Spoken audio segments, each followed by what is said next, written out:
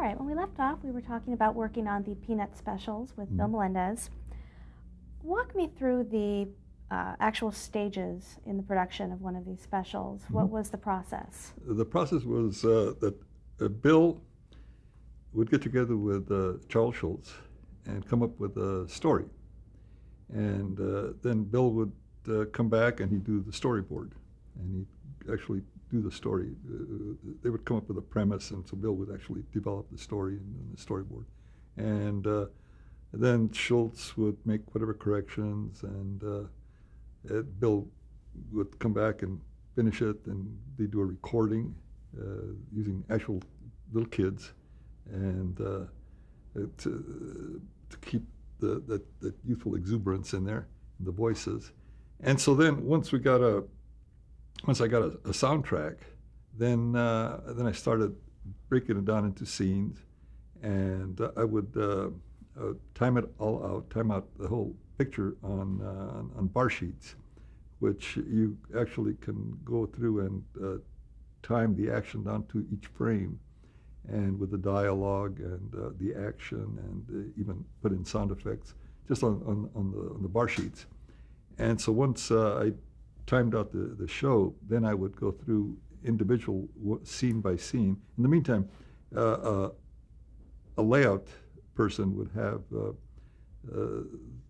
the storyboard and would be actually laying out the backgrounds and kind of indicating where a character would go into each scene. And so I would get those folders with, and then I would go through and make sketches of the characters in whatever action they were going to be in, what expressions, what attitude, what kind of actions they were going to be doing. And so I'd make a series of drawings, and then once I had a stack of drawings, then I would call an animator in, and I would hand out the scenes to him and walk the animator through what the action is, what I expected, the pacing, the timing, and the feel of the scene. And so he would go off and animate it. Usually, most of the animators were freelance animators. They worked at home. And so I give them about a week's worth of work.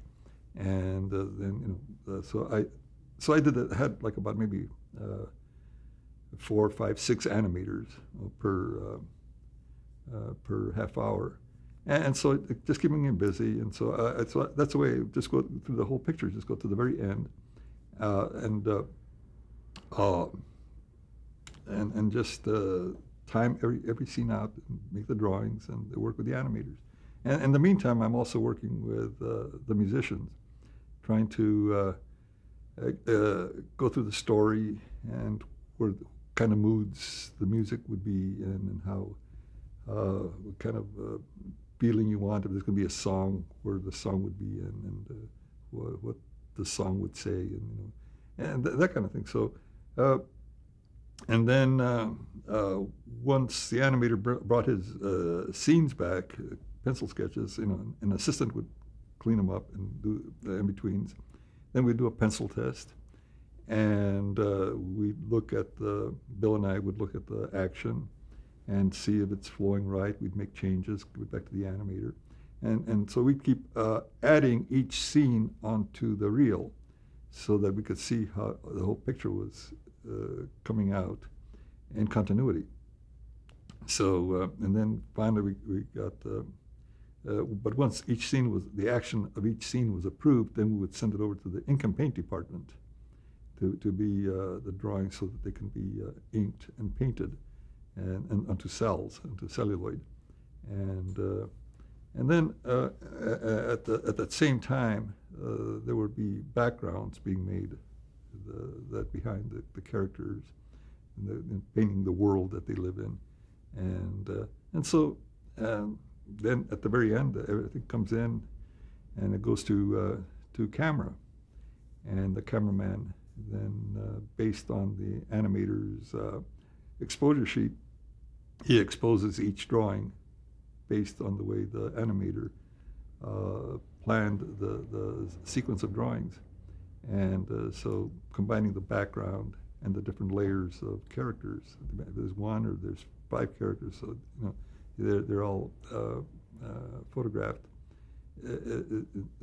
for finished. And so then once we have it in color, then we go through and start putting sound effects and lay in the music and do the final mix. And you got a finished picture. How long did this process take from beginning to end? About 6 months. About 6 months to do a half-hour show. And that's, again, having all the animators in town, everybody, coming in and actually working with the animators. That was a great luxury. You don't have that now, but that was a great luxury to actually, work with the animators and, explain to them how the scene worked and how the character, how far to push it. And so that's a fun part. How many frames per second are used in television animation? 24 frames a second. Yeah, on tape, I think they use 30 frames a second, but for film, it's 24 frames. And it doesn't differ with animation? No. What was Liam Mendelssohn's role in this process? He was a producer. He was a salesman. He's the one that got the rights through Schultz to produce the Charlie Brown specials.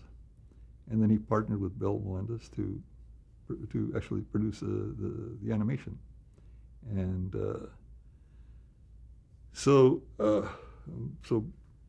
Lee's was strictly business. He went to the networks and sold the show, and he did dealt with the syndicate, the United Feature Syndicate, that had the rights to the strip, and he worked with Charles Schultz, making sure that, and the business part of that arrangement was. So Lee's was a business, and Bill's was a creative, and it's a terrific combination. Now, as an animator and director, how closely did you actually work with Schultz? I worked a lot closer with Bill. I worked with Schultz a couple of times when he would come into town. One time I went up to Santa Rosa to meet with him and go over some stuff. But most of the 90% of the dealing was Bill was with Schultz. But if Sparky came into town, he'd stop by and we'd talk about various things, depending what the project was.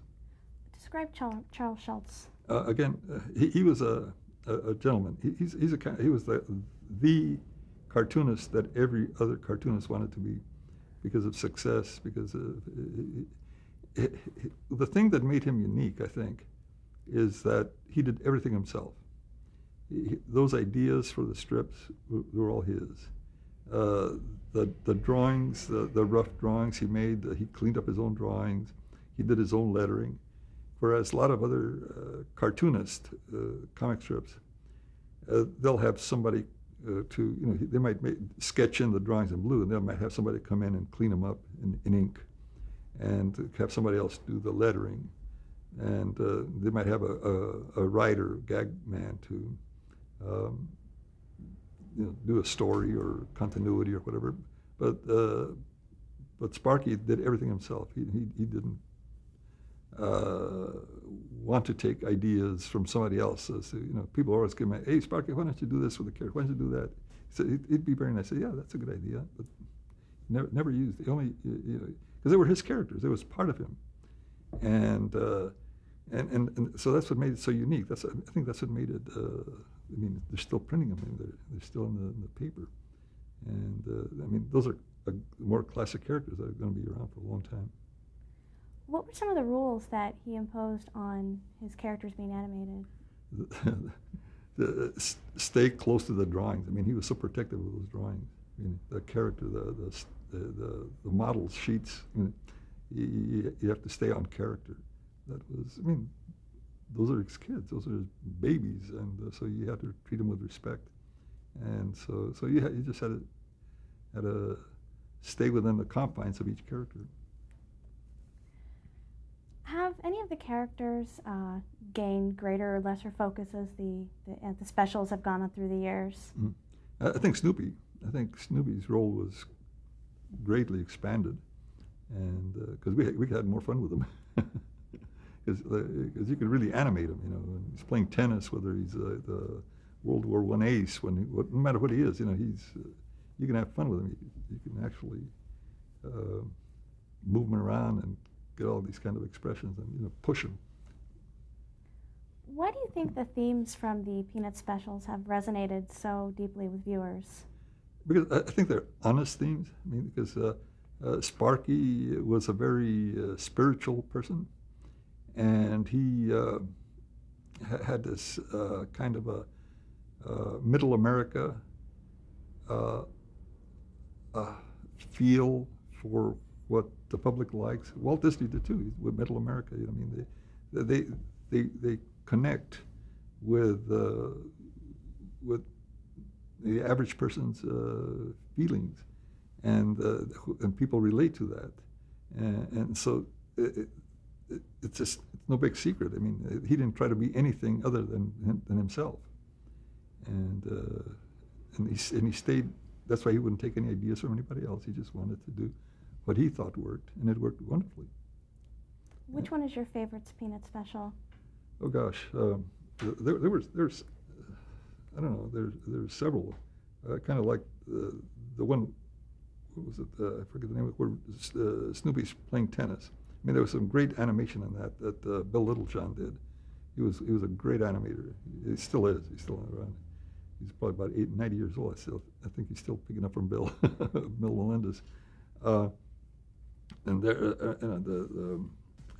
was the Easter show was great. There was one where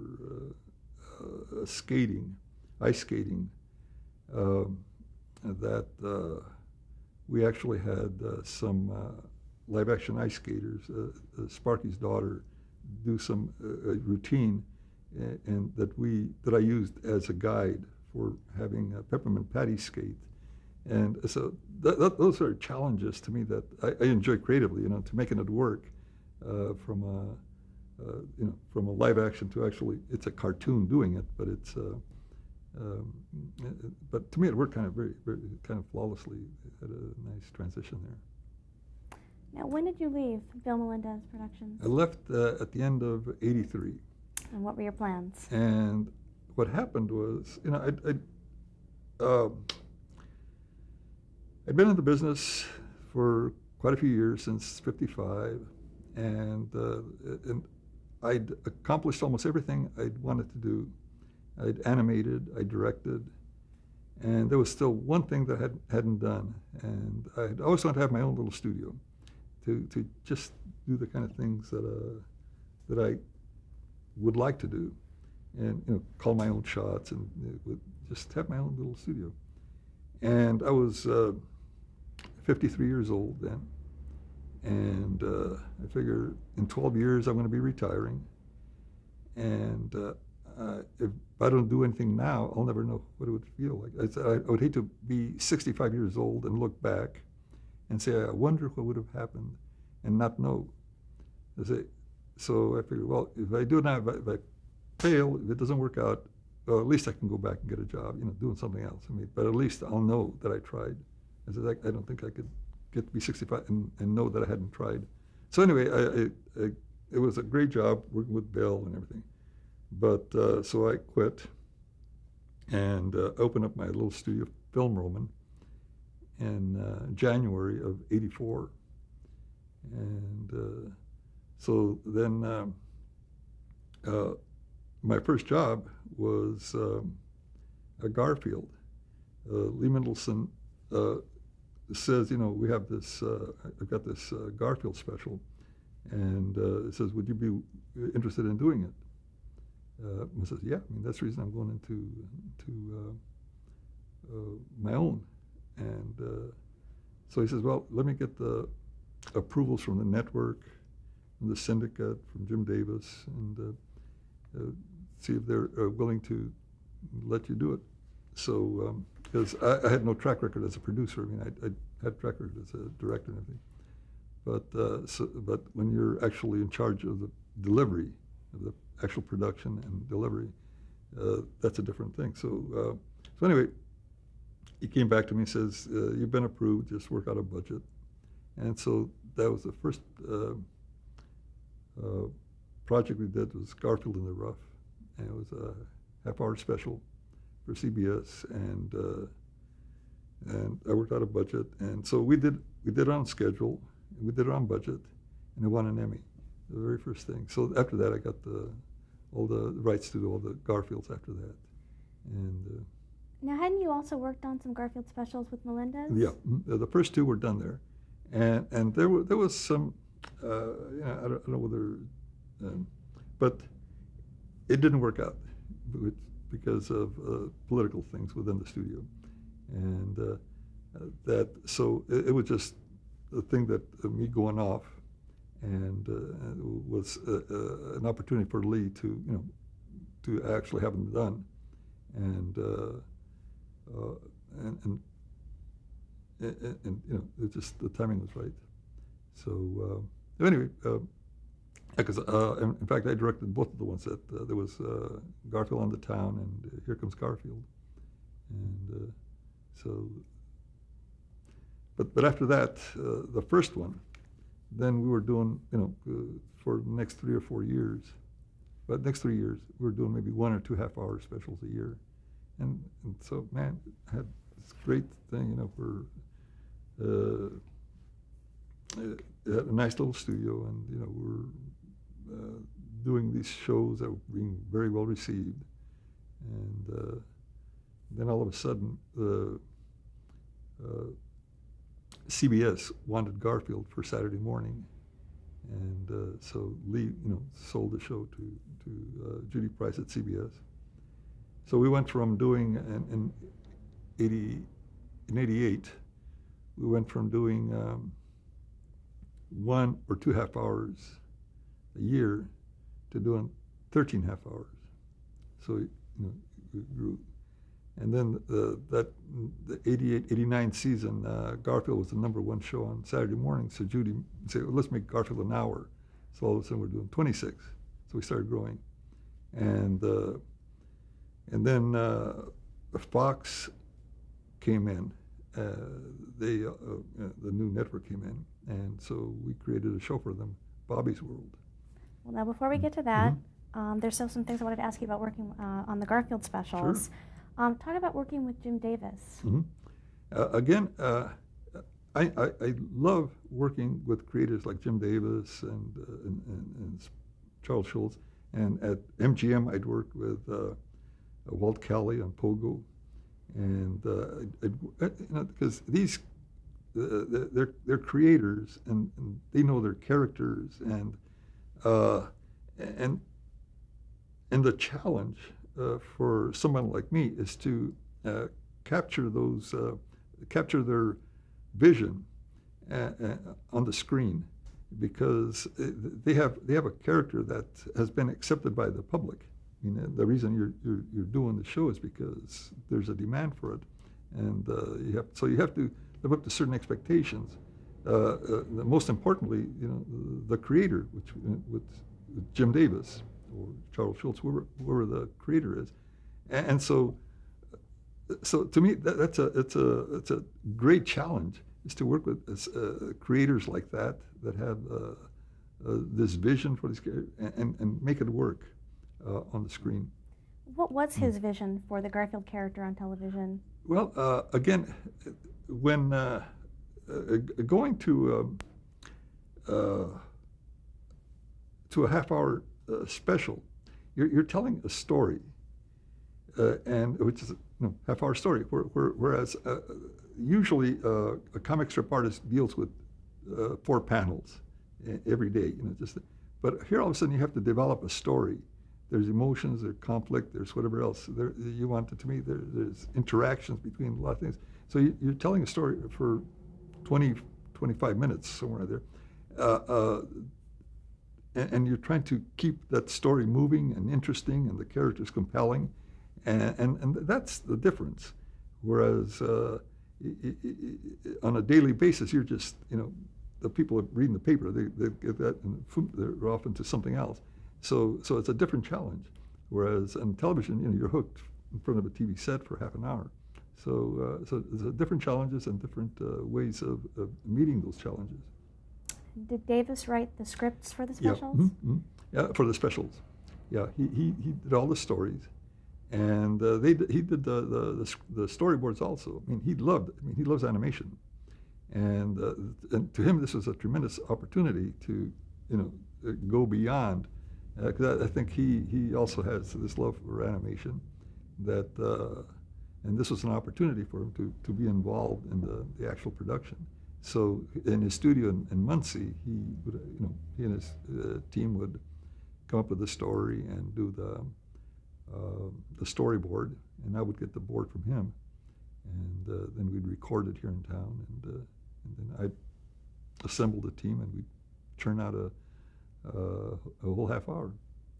I know that there were books that would come out Yep. about you. Did the books follow the specials, or did the specials come out of the books? No, the books came out of the strips, the compilation of the strips. In fact, at one point, the reason that CBS ordered a Garfield special originally was because the New York Times list, out of the top 10, I think like 5 of them were Garfield books, little compilation books. And so CBS was impressed by the fact that like I think 4 or 5 of the top books were Garfield books, and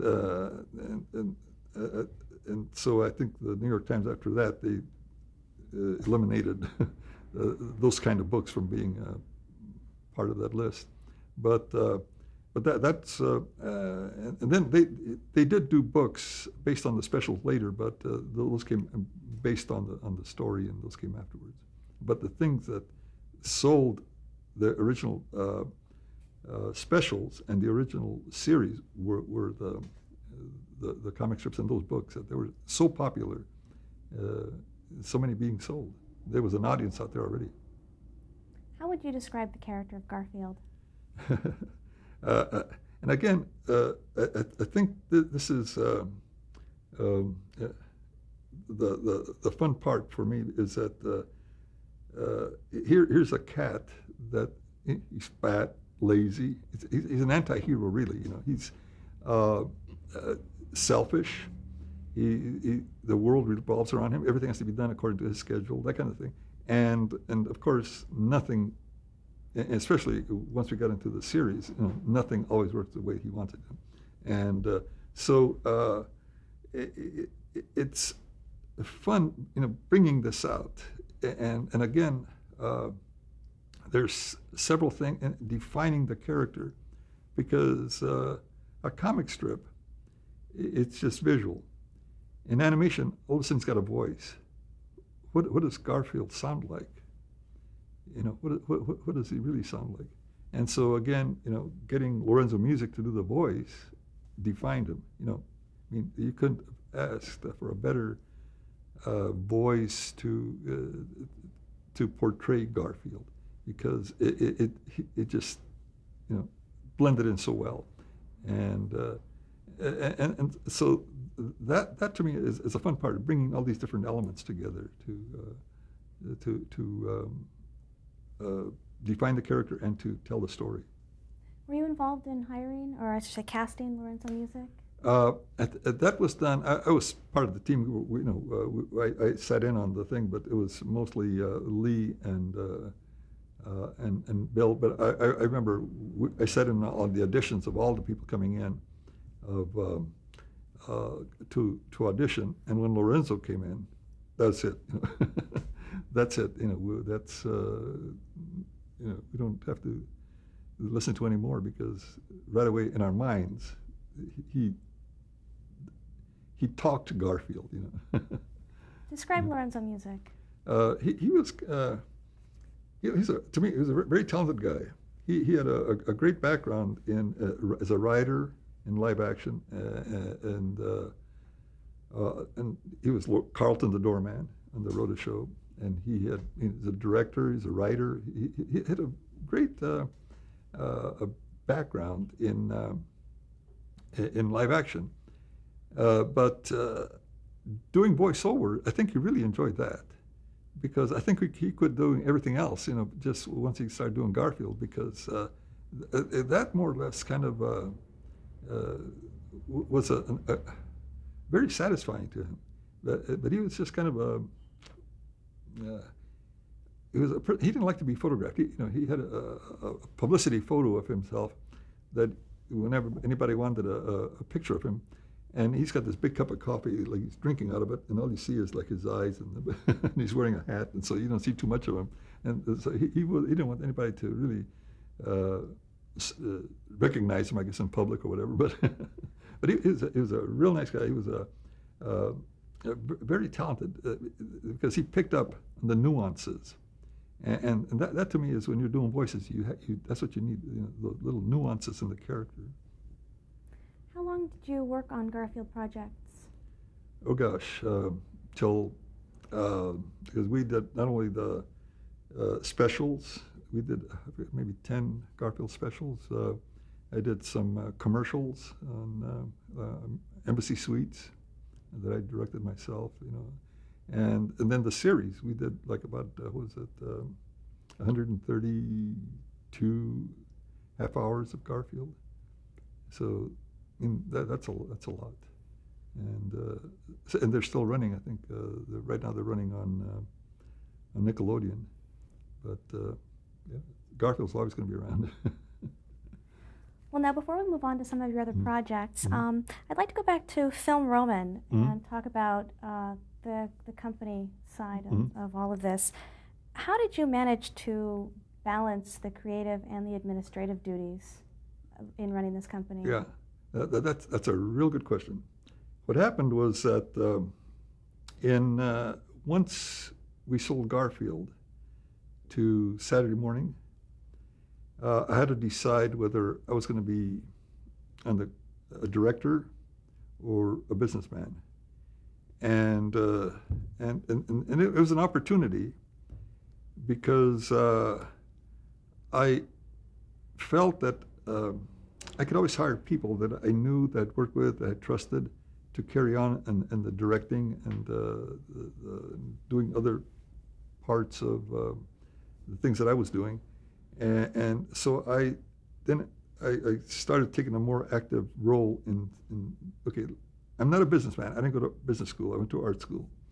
And so to me, to see how far I could grow the company, just based on what we were doing. At that time we were just doing Garfield. But Garfield had been so well received that when I went to Margaret Loesch about doing a series, Bobby's World, she already knew my track record. There was a comfort level there. So then we started doing Bobby's World for Fox. And all of a sudden other things started opening up. Joe Barbera called me up and met him for lunch.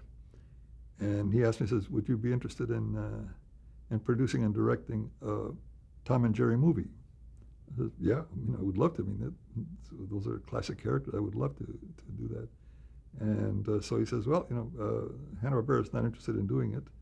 And so Turner wants to do this feature. So he introduced me to the power to be over there at Turner. And so we produced Tom and Jerry the movie. And well, let's stop right there and change tapes. Okay.